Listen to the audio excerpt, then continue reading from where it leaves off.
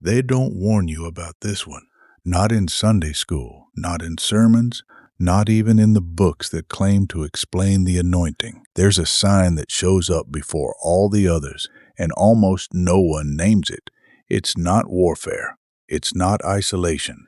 It's something quieter and far more unsettling. It's the moment your own comfort starts to feel wrong. You sit in the same room you used to relax in, and it feels tight. You do the same routine that used to satisfy you, and it feels hollow. Nothing outward has changed, but something inside you has outgrown the life you're still living in. And if you've felt that lately, it's not restlessness, it's not ingratitude. It's the first sign that something in you has been marked. Let's talk about what that actually means. Number one, the discomfort has no clear cause. You can't point to a single event. No breakup, no loss, no crisis. Just a growing unease with what used to be enough.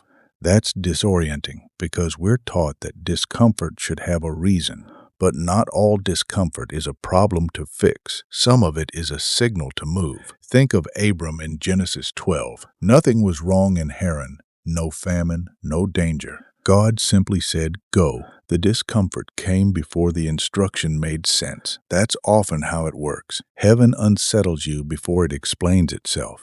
If your peace with the ordinary is thinning, that's not a flaw in your gratitude. It's evidence that you were built for more than where you're standing. Number two, familiar things stop fitting. Conversations that used to fill you now feel small. Habits that used to soothe you now feel empty.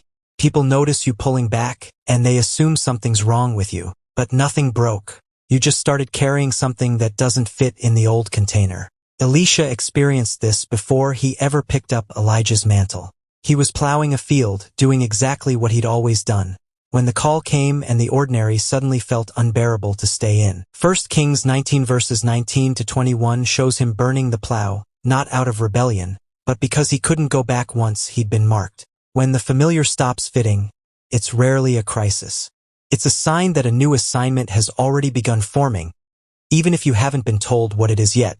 Number three, you feel guilty for wanting more. This is the one nobody talks about. You feel a pull towards something bigger, and instead of excitement, you feel shame. Who are you to want that? Shouldn't you just be content? But wanting more isn't always pride. Sometimes it's recognition. Your spirit knows something your mind hasn't caught up to yet. Solomon didn't apologize for asking God for wisdom in 1 Kings 3. He named exactly what he needed, and God called the request itself a sign of maturity, not arrogance. If you've been silencing a desire for more because it felt selfish, ask yourself whether it was actually selfish or whether it was recognition arriving early. Guilt isn't always conviction. Sometimes it's just unfamiliarity with your own growth. Number four, small things start requiring bigger obedience. Before the big assignment ever shows up, God tests you in small, almost invisible decisions. A conversation you choose not to enter. A grudge you choose to release. A shortcut you choose not to take even when no one would know. These moments feel too small to matter, so most people skip them. But Luke 16 verse 10 says whoever can be trusted with very little can also be trusted with much. The anointing doesn't usually announce itself with a stage. It announces itself in a hallway, in private. In the moment you choose obedience, nobody will applaud. If your small obediences have started costing you more than they used to, that's not a coincidence. That's calibration. Number five, you start attracting both drawing and resistance at once. Some people are suddenly pulled toward you, wanting your time, your presence, your input. Others pull away without explanation. Both happen in the same season, and it's confusing because you assume you should be attracting one or the other, not both. But this split is one of the clearest markers that something is shifting in you. Jesus experienced this constantly. Crowds followed him in John 6, while in the very same chapter, many of his own disciples turned back and no longer walked with him. Attraction and resistance at the same time isn't instability in you. It's a sign that you're becoming visible in the spirit before you're visible in the world. Not everyone is meant to stay for what's forming in you, and that's not rejection. That's sorting. So here's what all five of these signs actually mean when they show up together. You are not falling apart. You are not confused, unstable, or ungrateful. You are early. You are in the space between the old version of your life and the one being formed in you, and that space is always uncomfortable because it isn't meant to be comfortable. It's meant to be temporary. The mistake most people make is trying to force the discomfort to go away by returning to what used to work. But you can't shrink back into a life you've already outgrown. The discomfort isn't punishing you. It's positioning you.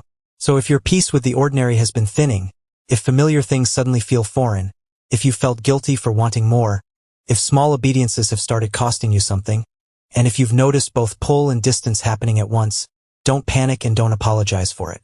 That's not a warning sign that something is wrong with you. It's the first sign that something in you is being called forward. Stay quiet about it. Stay faithful in the small things. And stay ready, because what's forming in you right now doesn't need your explanation. It just needs your obedience. Drop "I feel it" in the comments if this described exactly where you are right now. And subscribe, because the next message uncovers what happens the moment you stop resisting the discomfort and start walking into it.